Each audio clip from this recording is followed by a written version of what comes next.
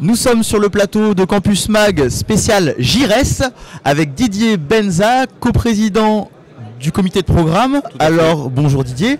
Bonjour. Alors comment ça se passe la prévision sur 4 jours, sur 4 amphis différents, autant d'intervenants, comment on traite les thématiques en fait? Eh bien en fait l'élaboration du programme c'est quelque chose qui prend 2 ans. On réfléchit d'abord aux thèmes qui nous semblent les thèmes qui devraient être abordés normalement dans une conférence avec l'ensemble du comité de programme. Comment sont les thèmes choisis? Comment vous les choisissez?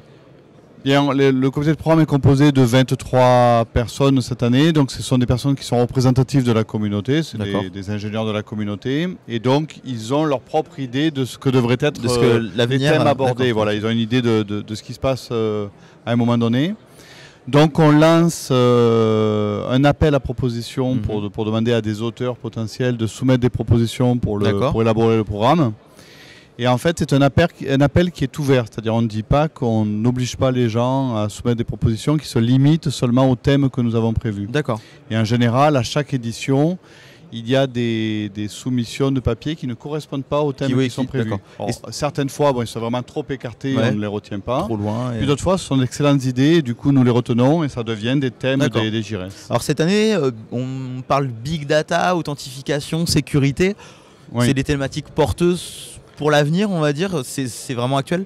Voilà, ce qui est le résultat des propositions que nous envoient les auteurs, c'est les projets en fait qui intéressent les établissements d'enseignement supérieur et de recherche à un instant T. C'est très représentatif. Et donc là, on est dans une édition des JIRES qui correspond véritablement à l'ère post-Snowden.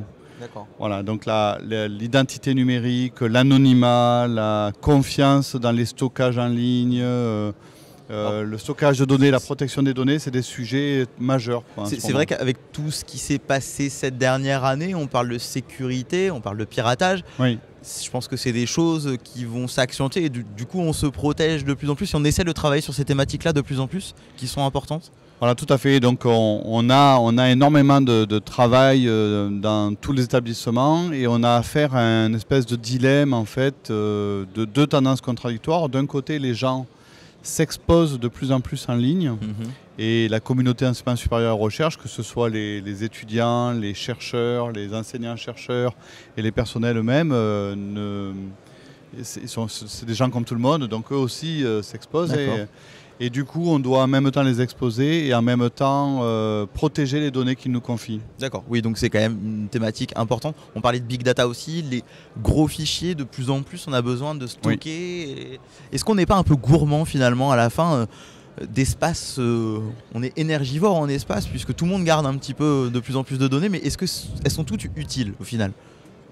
Alors là, les gros volumes, vraiment les volumes particulièrement énormes de données qui seront abordés pendant la conférence et qui correspondent à ce que nous voyons, c'est plutôt des volumes qui correspondent à des expérimentations scientifiques.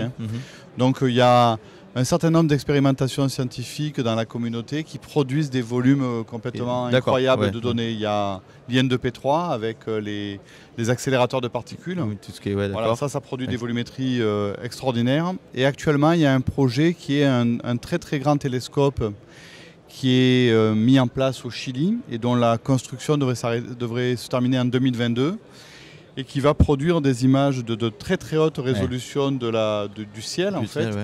Et pour stocker ces images, il va falloir des volumétries extraordinaires. Et en fait, au moment où je parle, on ne sait pas comment faire pour les stocker. Donc en fait, on invente en ce moment.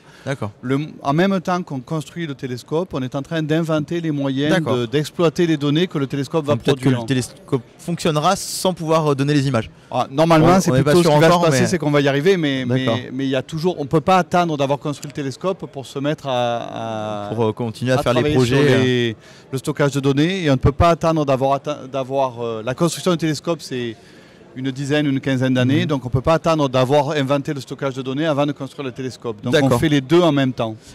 Merci beaucoup. Alors une dernière question, est-ce qu'on va avoir le droit aux 2 prêtres qui clôturent comme l'année dernière le spectacle? Non. C'était quand même fantastique. Ouais, c'était super, mais non, on n'a pas reproduit. C'est dommage. On est un peu déçus, mais on les attendait un petit peu cette année. Merci beaucoup Didier d'être venu sur le plateau. Merci à vous. Campus Mag. Merci.